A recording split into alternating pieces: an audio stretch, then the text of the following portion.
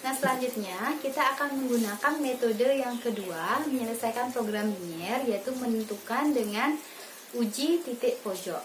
Ya, jadi untuk menentukan uji titik pojok ini, langkah yang pertama dan yang kedua masih sama dengan langkah yang tadi pada menggunakan metode garis lidi. Jadi yang berbeda hanya pada langkah yang ketiga. Jadi kita langsung ke cara penyelesaiannya.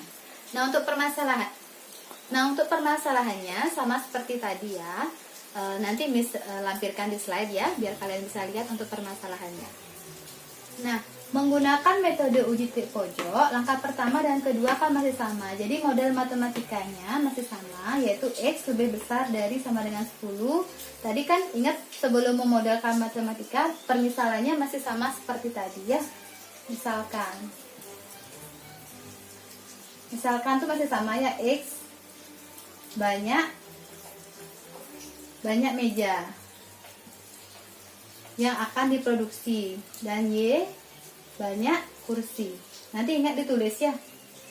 Nah, selanjutnya setelah itu kita buat fungsi kendalanya seperti ini. Jadi ini fungsi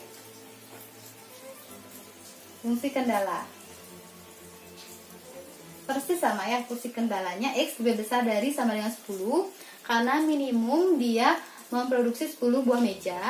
Habis itu Y lebih besar dari sama dengan 20 karena minimum dia memproduksi 20 buah kursi. Ingat ya, minimum, jadi karenanya lebih dari sama dengan, karena bisa lebih dari itu. Nah, setelah itu untuk membuat meja dan kursi ini kan memerlukan kayu. Jadi kayu yang disediakan oleh perusahaan itu baru 500. Jadi kita akan buat fungsi kendalanya. Untuk membuat satu buah meja itu memerlukan 10 buah kayu, dan satu buah kursi memerlukan 5 buah kayu, dengan minimum kayu yang ada itu 500. Jadi kita bisa buat fungsi kendalanya seperti ini ya, tandanya kurang dari sama dengan, karena persediaan kayunya terbatas. Untuk selanjutnya, untuk fungsi tujuannya, jadi tujuan dari permasalahan yang sudah disampaikan itu adalah berapa biaya minimum produksi meja dan kursi tersebut. Jadi minimumnya. Jadi biaya itu berkaitan dengan angka. Jadi untuk membuat sebuah meja itu memerlukan biaya 210.000 dan kursi itu 100.000. Jadi bisa seperti ini kita buat fungsi tujuannya. Namun karena ini terlalu besar angkanya, nanti buat grafiknya kan juga pakai ribuan jadinya skalanya ya. Jadi kita ubah aja menjadi bentuk 210x ditambah 100y ini dalam ribuan. Kan sama-sama ribu. Setelah selesai kita mendapatkan fungsi kendala dan fungsi tujuan, kita akan menentukan nilai minimumnya berapa. Jadi untuk menentukan nilai minimumnya, kita akan menggambarnya. Nah, untuk menggambarnya, kita akan menggunakan sistem pertidaksamaan linear dua variabel yang sudah kalian pelajari sebelumnya. Jadi langkah yang pertama, fungsi kendala ini, fungsi tujuannya itu tidak kita gunakan, nanti kita gunakan di akhir. Untuk menggambarnya kita akan gunakan fungsi kendalanya. Jadi dari fungsi kendalanya, langkah pertamanya kita buat menjadi bentuk persamaan dulu. Jadi X sama dengan 10, Y sama dengan 20, dan 10x ditambah 5y sama dengan 500. Jadi ini persamaan 1, 2, dan persamaan 3.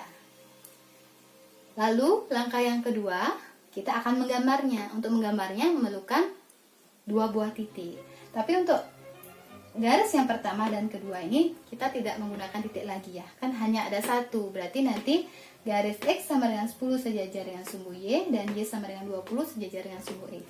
Jadi yang kita cari adalah titik garis dari 10x tambah 5y sama dengan 500. Jadi untuk persamaan dari 10x tambah 5y sama dengan 500, saat x-nya sama dengan 0, nanti kita akan ketemu 10 kali 0 ditambah 5y sama dengan 500. Jadi y-nya kita akan ketemu 5y-nya 500, y-nya kita akan ketemu 100. Jadi ini titiknya 0,100. Selanjutnya yang kedua, saat y-nya sama dengan 0, kita akan ketemu 10x tambah 5 kali 0 sama dengan 500. Dan ini hasilnya 0, kita ketemu 10x sama dengan 500, dan x-nya kita ketemu 50. Jadi titiknya 50,0. Setelah selesai mencari titiknya, kita akan menggambarnya ke dalam bentuk koordinat kartesius. Nah, jadi kita gambarkan koordinat kartesiusnya dulu. Ingat, ini kita tulis sumbu Y, dan yang di sini kita tulis sumbu X. Pertama, kita akan menggambar garis X sama dengan 10. X sama dengan 10. Cari di sumbu X. X-nya di sini 10. Berarti tinggal kita tarik garis lurus. Nah, ini garis yang pertama. X sama dengan 10 sejajar dengan sumbu Y. Yang kedua, kita tarik garis Y sama dengan 20. Y sama dengan 20 berarti di sini. Itu akan sejajar dengan sumbu X. Ya, ini garis yang kedua. Nah, terakhir kita akan menggambar garis ketiga. Persamaan yang ketiga ya. Titiknya yang ini 0,100. Berarti 0,100 ada di sini. Yang kedua 50,0. Jadi di sini 50,0. Setelah itu kita tinggal hubungkan. Pakai penggaris, ingat menggambarnya ya biar terlihat rapi. Nah, setelah ini kita buat titik pojok atau titik potongnya. Dan kita misalkan A, B, C.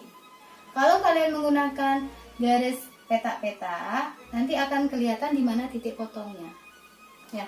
Jadi untuk titik A itu kita ketemu X-nya 10. Ya, titik A-nya 10, Y-nya 20. Kalau titik B-nya X-nya 40, Y-nya pasti 20. Untuk titik C-nya X-nya 10, Y-nya 80. Nah, tetapi kalau kalian tidak ketemu titik pojoknya ini, tinggal kalian substitusi saja. Ini kan titiknya di sini. Berarti titik ini melalui garis yang kedua dan garis yang pertama. Kedua dan yang pertama. Langsung 20 sama 10. Ya, X-nya 10, Y-nya 20. Terus garis yang titik B ini melalui garis yang ketiga. Garis yang ketiga dan garis yang kedua. 3 dan 2. Jadi tinggal kalian substitusi Y-nya di sini dengan 20. Nanti ketemu 100.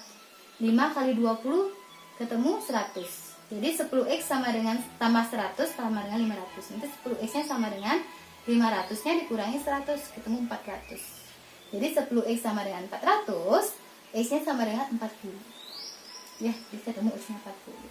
Dan untuk yang ini juga sama. Ini kan antara garis 1 dengan garis 3. Jadi tinggal ganti X-nya sama dengan 10 ke sini.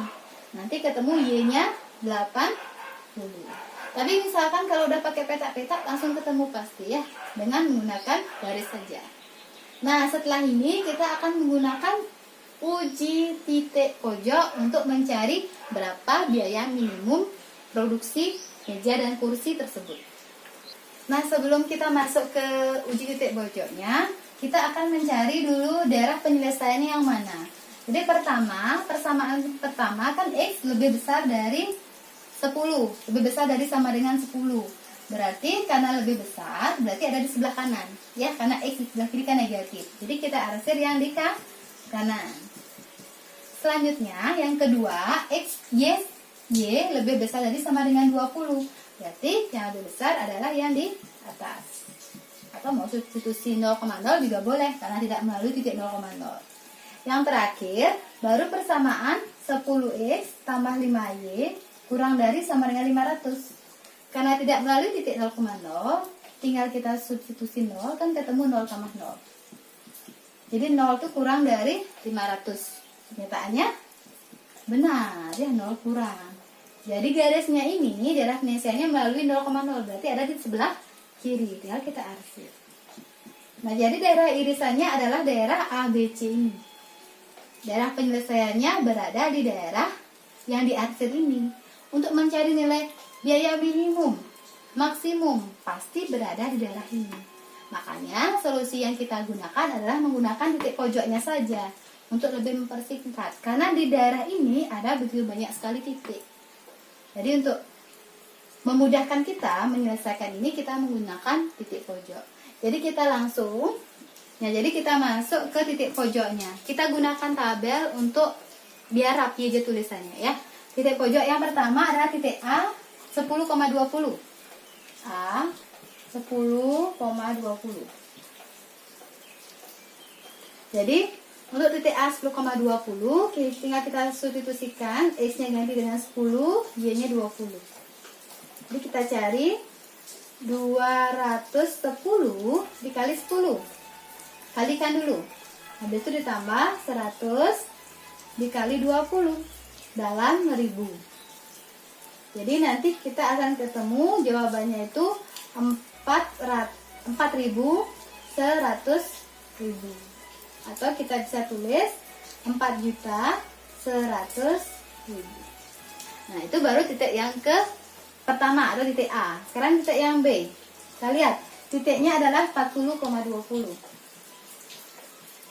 Jadi F 40,20. Jadi ganti X-nya dengan 40. Setelah itu ditambah 100, Y-nya ganti dengan 20. Ini masuk dalam bentuk ribu. Nanti kalian akan ketemu jawabannya itu 10.400 dalam 1000. Nah, jika kita tuliskan menjadi 10.400.000. Nah, terakhir titik yang C itu 10,80. Jadi, jika kita substitusikan X-nya 10 dan Y-nya 80, nanti akan ketemu. Jadi untuk 10 sama 80, coba kalian substitusikan ke sini, nanti akan ketemu nilainya 10.100 dalam 1000. Atau kita ganti ribunya, kita tambahkan nolnya 3, jadinya 10.100.000. Nah, dari sini kan sudah selesai ya titik pojoknya semuanya. Kita akan menemukan berapa biaya minimum ataupun maksimum. Jadi misalkan pertanyaannya maksimum, cari nilai yang paling besar. Kalau pertanyaannya biaya minimum, cari nilai yang paling kecil. Jadi karena minimum, berarti nilainya ini di sini adalah nilai minimumnya. Kalau pertanyaannya maksimum, jadi ini adalah nilai maksimumnya. Ya, minimum maksimum.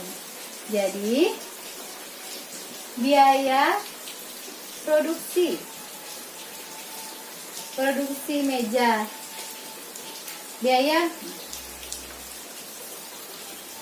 jadi biaya minimumnya isi ya, minimum produksi